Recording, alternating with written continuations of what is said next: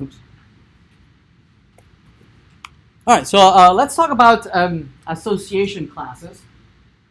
So up to this point, notice that when we were looking at the many-to-many relationships between a TA and the course, right? That was a many-to-many. The TA might be assigned to multiple courses, and the course might be assigned to multiple TA. Or from the student might be assigned to many courses, or the course might have many students, right?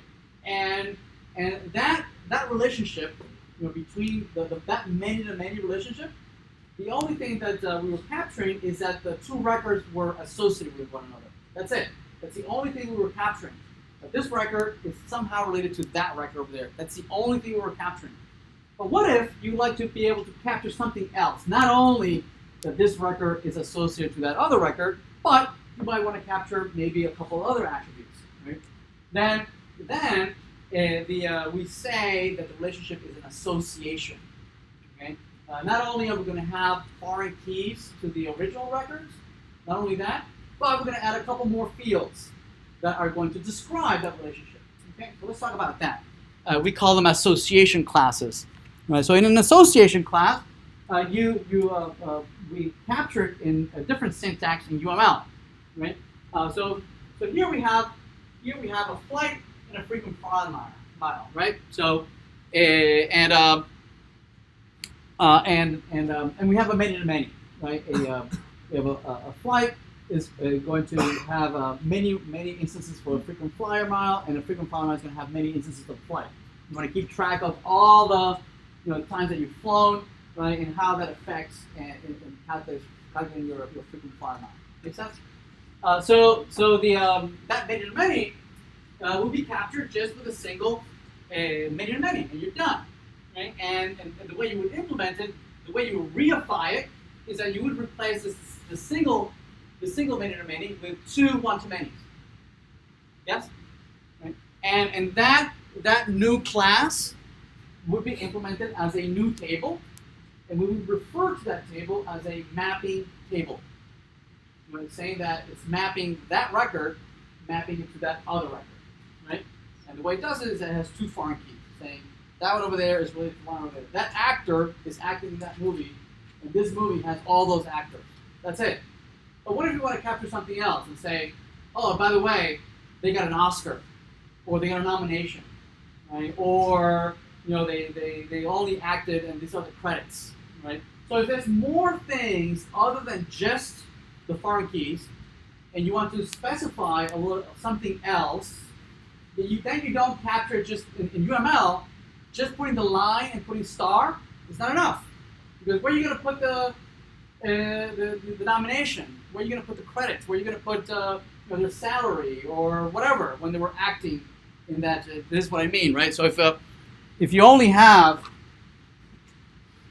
that this actor is acting in this movie, then that's enough, right? That's enough, and that's implemented. In Reify, something like this, with an AM that points like that, right? Okay, that's how it's Reified. And so we refer to this as a mapping. Okay?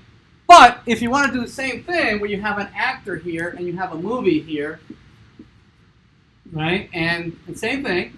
But what you want to now describe that relationship between the actor and the movie, and you want to specify that, right? And you say, and you want to say, well, did you get a nomination? What was your credits? What was your salary when you acted in this movie? Where do you capture that? There's no way to put it. Right? You can't put it on the line, right? The line has nothing to.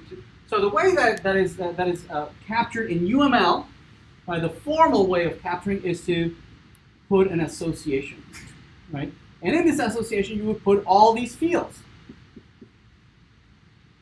Okay? And the way you would reify it, obviously this also you cannot implement. The way you would reify it, it's the same identical way. Right? You would still have the A, you have the N, you have the table in the middle. But whereas over here you have foreign keys going out to each one of them, this would also have the same foreign keys, the identical foreign keys, but with the additional fields that are listed in the association. Does that make sense? Okay. Notice that as far as the reified version is almost identical, right? The only difference is that this has fields in addition to the relationships, whereas this one only has fields, right, with the relationships. It has no additional other fields. It's just nomenclature. We call this a mapping table. We call this an association. Okay, and it will be in a quiz, right? And you would say, well, is this an association or is this a mapping table? Give me an example of X, Y, Z where it's an association or a relationship.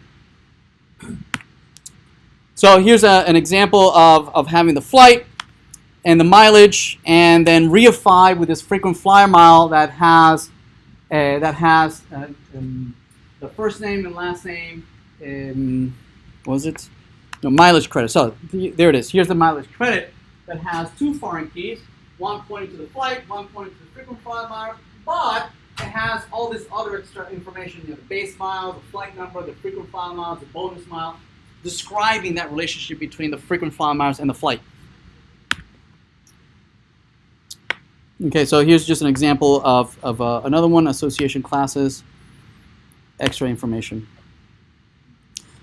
It's also sometimes useful, these types of associations are also sometimes useful to keep track of history. Right? So for instance, if you want to keep track of somebody having worked at a job, right? And it might be just that you have just a foreign key saying, hey, here's the company I was working at, right? But what if I had a history? Well, I worked there, between 2010 and 2012. I left, and then I came back and I worked again, 2015, 2018. I left again, right? And my salary kept going up every time I came back. So how do I keep track of that, right?